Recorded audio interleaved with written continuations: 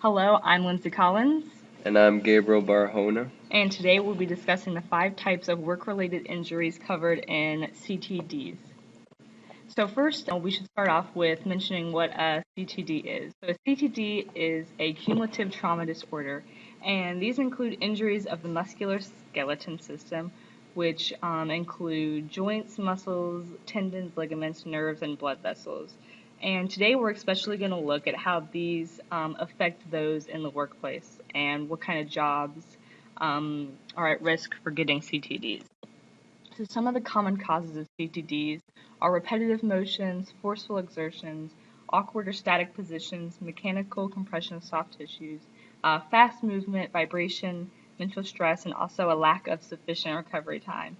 And so you can imagine that a lot of these causes are available in the workplace, and a lot of jobs suffer from these each day. Why people in the workplace could develop a CTD. And the 5 types of CTDs we're going to discuss today are carpal tunnel syndrome, which is one of the most common and most famously known, Raynaud's syndrome, tennis elbow, de Quervain's tenosynovitis, and trigger finger. The first CTD we're going to look at is carpal tunnel syndrome. So basically what carpal tunnel syndrome is, it's a hand and arm condition caused by a pinched nerve in the wrist. And if you reference the picture that's shown, you can see that the main symptoms are areas of pain in the thumb, index, and middle finger. There's not so much of an effect on the pinky and ring finger, and this is because the medium nerve, which is being affected by the pinch, is it doesn't connect to those 2 fingers. So you really just have them in the first 3 fingers. Some of the primary causes of this, as I mentioned, it's a compression of the medium nerve caused by jobs that require high force, high repetition, awkward hand posture, and little rest. Some of the preventative approaches that can be taken to combat carpal tunnel syndrome are having a more relaxed grip while you're working, taking more breaks, improving posture, and also keeping hands warm. And then some of the remedies, if carpal tunnel is developed, some of the things that you can do to help soothe the pain is to constantly be rotating the wrist, stretch out the palms. You can also take pain relievers such as Advil or ibuprofen. You can wear a wrist splint, and then more dramatic measures, you could even get surgery. So a few of the jobs that might be more at risk for getting carpal tunnel syndrome would be people that have a lot of static movement, such as computer operators that are constantly have their hands in the same position. This is office workers, secretaries of that sort. People that are doing a lot of repetitive motions, such as assembly line workers and of that sort. The second CTD that we're going to discuss is Raynaud's syndrome, and I actually suffered from this personally. So what it basically is if you experience a dramatic drop in temperature, your fingertips turn white, and it's an awful stinging pain that happens. And so this, as you can see from the picture, is due to an inadequate blood flow. And if it gets worse, it can also, your fingers can turn blue, which is because the oxygen is being depleted from the tissues. And so, as I mentioned, the primary cause of this is from cold temperatures, which cause the blood vessels to narrow, and then blood can't get out to the fingers, and this also happens in the toes. And stress is also a cause of this. So some of the preventive approaches to avoid this from happening would be to wear a lot of layers while you're outside, and since this can also happen inside, always wearing socks or gloves. And then some of the remedies is to not smoke, because this will make the blood vessels smaller. Also to exercise frequently to avoid sudden temperature changes. And then some of the last resort measures would be calcium channel blockers, alpha blockers, and also nerve surgery. Some of the jobs that might suffer from Raynaud's syndrome more than other jobs would be people that are going to be outside a lot. So this would be people such as construction workers, or even people working with deliveries such as mailmen or UPS that are constantly going in and out and suffering from dramatic temperature changes. And the next condition we're going to discuss is tennis elbow, and basically this condition is pain involving the area where the muscles and tendons of the forearm attach to the bony area of the elbow. And as you guys can see in the image, it's basically a slight tear in the tendon, the tendon becomes swollen and causes pain on the individual. And some of the symptoms are pain slowly increasing around the outside of the elbow, and this pain worsens when you're shaking hands, squeezing an object, or moving the wrist.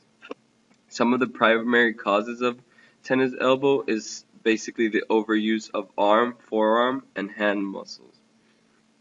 Some of the preventative approaches to this is using proper equipment and techniques, especially in sports or industrial related jobs where you would use a lot of hand movement, wrist and repetitive elbow movement, and a use of a counter force brace would help, as well as avoiding tight gripping of the wrist. Some of the remedies are physical therapy to stretch and strengthen the muscles, and some of the people that are more prone to these condition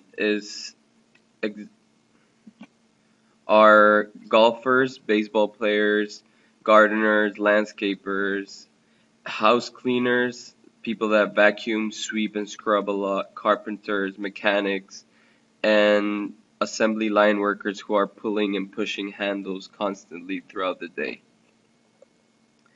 The next condition we're going to talk about is the Curvain's tenosynovitis, and the Curvain's is the most common tenosynovitis condition, and it's the painful inflammation of tendons in the thumb that extends to the wrist.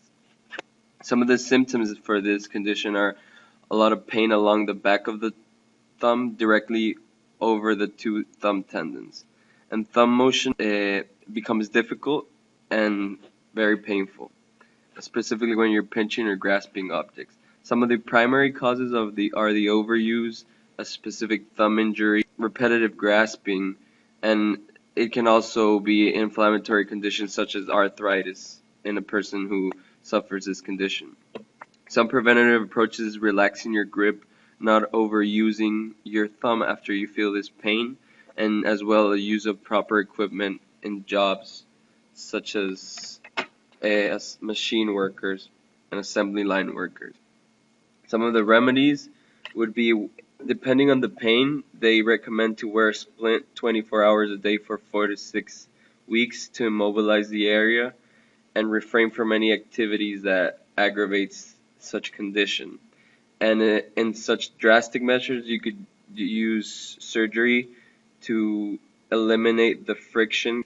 And this disease is very common on people who do gardening, and it is most common on women.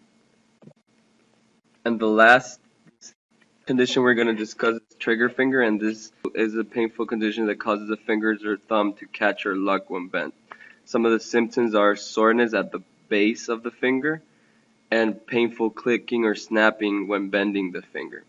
The primary causes are repetitive movement or forceful use of the finger or thumb, grasping objects too tight for a long period of time. And some of the preventative approaches are resting the finger, relaxing your grip, and taking intervals between holding stuff. Some of the remedies are as well as a splint on your hand to keep your joint from moving, and some anti-inflammatory creams. And the people who get trigger finger include some farmers, industrial workers, musicians who are constantly playing their instrument, and even smokers who are using a lighter oftenly. They tend to develop trigger finger throughout the years. So in conclusion, we just want to make a few ending statements. So the first is that jobs that are highly at risk, as we've seen, are jobs such as assembly line workers that are constantly doing the same repetitive movements day after day. Also, people dealing with heavy machinery that they have to have tight grips, or there's large vibrations that are affecting their joints and ligaments. Also, we found that a lot of the common remedies that are among all of these disorders are to have splints, to have a lot of rest, and to constantly be stretching the hands and palms. And finally, we just want to mention that CTDs are very common in the industry, and so it's very important that they are considered when designing a workplace so it's ergonomic and the likelihood of these conditions can be lessened. So here's just a look at some of the sources that we use to get the data that we use for this presentation. And finally, here's some of the sources for where we got the images that we've used. Thank you for watching our presentation.